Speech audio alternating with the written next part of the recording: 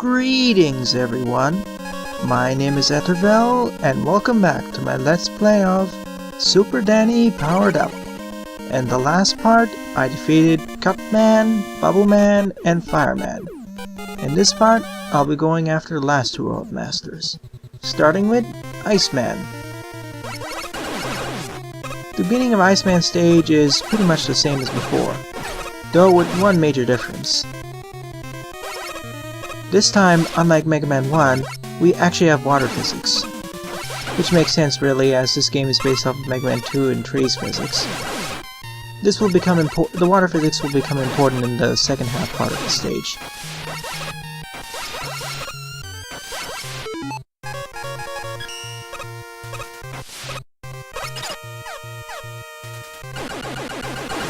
Really though, the first section, other than the addition of the Sniper Joe enemies and more spines, it's pretty much the same, and all these octopus batteries as well.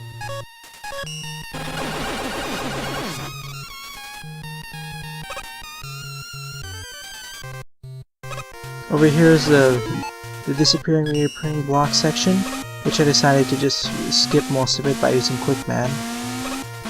Otherwise you have to be more cautious with it. I do like that Cutman got an arcing shot instead of his usual rolling cutter, as even in Mega Man Powered Up, even though he has two of those rolling cutters at once, it's kind of challenging hitting enemies. Here, as you control three of these arcing cutters at once, it makes it really powerful, especially as relative power. Now, these ice blocks that I'm standing on, if you stand on them for too long, they'll slowly melt. And you'll fall to your death if you're over a bottomless pit when it breaks apart. Though it can be a little bit glitchy at times. And you have to be really cautious with these tallies reappearing, as they can reappear kind of, well, randomly, and it's resulted in 2 or 3 deaths of mine.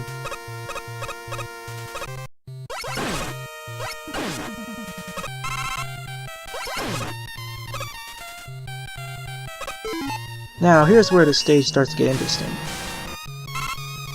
I suggest you already have Fireman defeated as well as Bubbleman.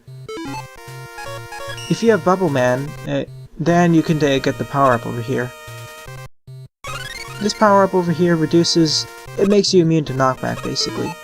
When you get hit, you won't be knocked backwards, you'll just fall down. So that makes it really useful in ice sections like this one.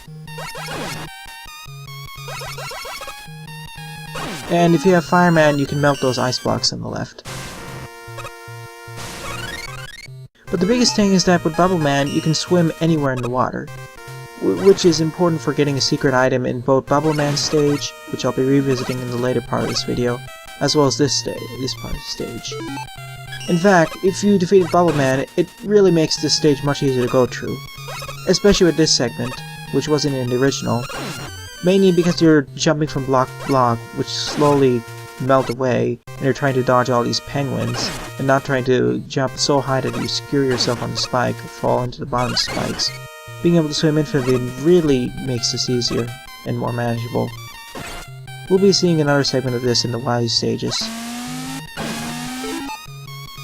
And more disappearing and reappearing blocks. I always tend to screw this up the first few times, as shown here. Of course, if you have Quick Man available, or Elec Man, it really makes it simpler, as you can jump high enough to avoid doing this segment multiple times. And these shot mans are still as annoying as usual to take care of, without having arcing shots.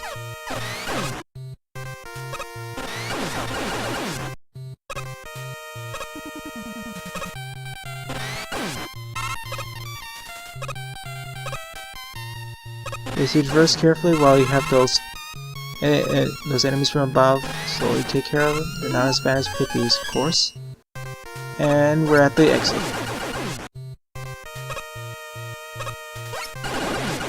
I wanted to recharge my life energy, but it didn't work out, so I decided to just go forward. Oh well. Now it's time to go after Iceman. Iceman's weakness is well, fireman, basically. He basically uses Ice Slash at the floor, just careful dodging, and he's down. Well, that was very simple. And I forgot to mention in the previous two parts, but the pwned as well as awesome sounds that I'm making are by pressing the control and shift buttons, which can be changed later. Those are basically the real Super Danny's voice clips, indicating the awesomeness or not. Anyways, we get the Ice Fusion, which is a little bit more of the unique unlockables in this game, in the sense that Iceman slides, he can fall slower, and, well, and in icy segments he doesn't slide around, though it feels like he's kind of sluggish, and his slow falling can be a bit, well, hazardous and fatal in some manners, if you're not careful. So I won't really be using him that much, other than in the weakness order for Lord Masters. And don't take that ladder on the left, it's a trap. But I won't be using Iceman, like I said, as he's not really used other than the weaknesses, or for very slow falling. Anyways, here's Elec Man stage. Now with more of these Elec beams than before. This is one of the stages where I really suggest you actually have Quick Man unlocked, or Metal Man, or someone who can fire in 8 directions or as arcing weaponry, as some of these traps can get quite devious.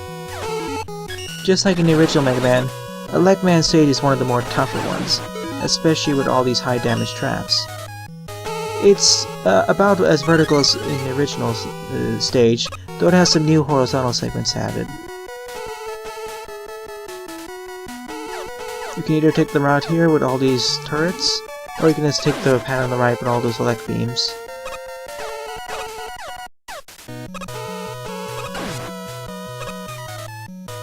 And by taking the left pad you get this weapon pickup, or it could be an energy tank.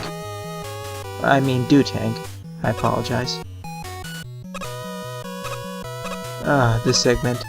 Especially with low FPS, it can be quite easy to just jump to hit the top of the block and fall through that. Which is why I use a Quick Man for this. Now, I forgot to show it earlier, but these blocks that are left of here, the one I just passed, can be destroyed by the crash bombs. Which also meant that I missed a certain unlockable earlier, but I'll be getting to that. Demonstrated here. You can use the crash bombs on this and it'll destroy. Though, due to the randomness of the weapon pickups, it's not always recommended unless you're trying to open a pathway.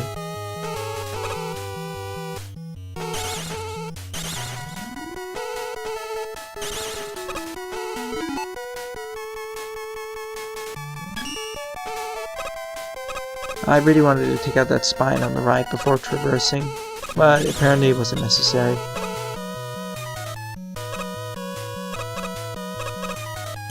And in this segment we'll have a lot of these Sniper Joe walkers.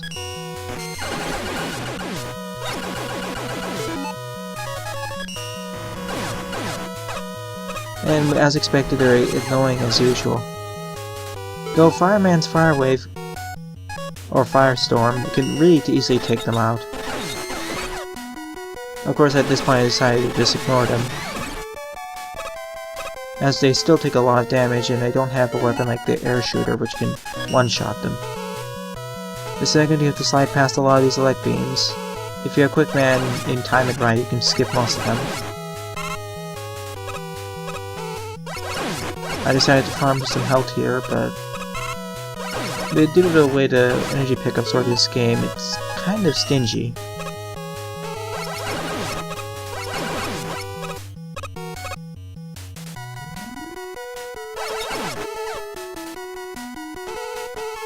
Overall though, I think I like this version of the stage much better than the original version, as there's more pathways, a little bit more horizontal segment.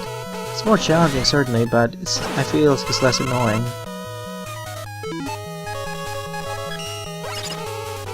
Though that may be due to the better movement as well as Quick Man.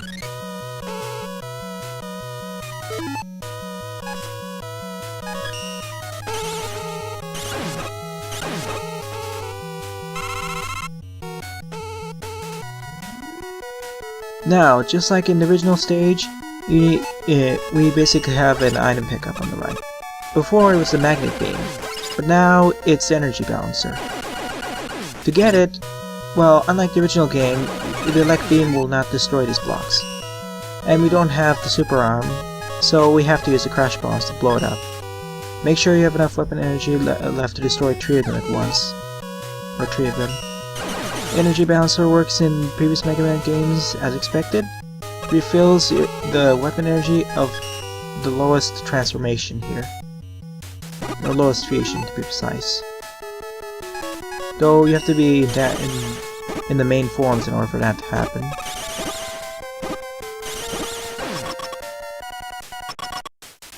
Anyways, time to go after Elec Man. Elec Man's weakness is the quick boomerangs. Or Quick Man, basically. It's an interesting fight as both Elec Man and Quick Man are very fast, but they're also very fragile, so you have to dodge Elec Man's elect beams. Though, in this fight, Elec Man can be easily tricked into firing his elect beams in certain patterns, and by using, well, Quick Man's high jumping, you can jump over them. While fighting him with Danny, or any of the other, most of the other fusions, you would have to lure him to fire his elect beams up so you can jump over them. But with that, we get the elect fusion. Basically, like Elec Man, he fires the elect beam in his 3 directions, but he also runs faster. Unfortunately, he also takes 1 extra hit point of damage per hit, similar to Quick Man taking 2 more per hit. He's the second fastest.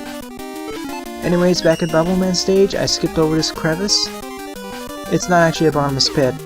It actually leads to a secret. But in order to get to the secret, you must have Bubble Man unlocked. So, you must return to Bubble Man stage. Otherwise, you'll just fall into the bottomless pit. Be wary of these big fish. You have to be really careful with avoiding all these spike drops at the top. Spike balls at the top, and these big fish. As if you're not careful, and you don't have that invulnerability power-up, you can easily get knocked into the pit.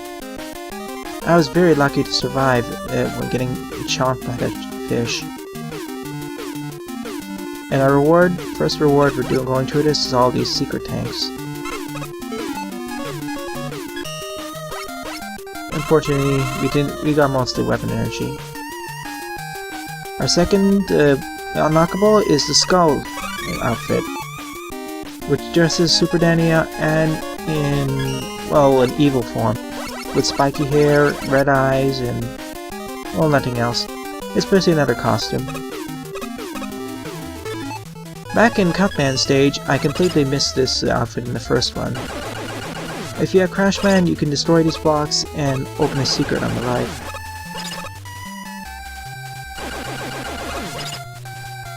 And in the secret at the right is the Proto Man costume, which dresses Super Danny as Proto Man. There's a difference between the other costumes though, as Proto Man's buster shots actually fire a bit lower, so now you can hit enemies on the ground. Pretty nifty actually. But anyways, now that we defeated all the World Masters and collected all the items, it'll be time to go after the Wily stages next. Thanks for watching and have a nice day! Doodles!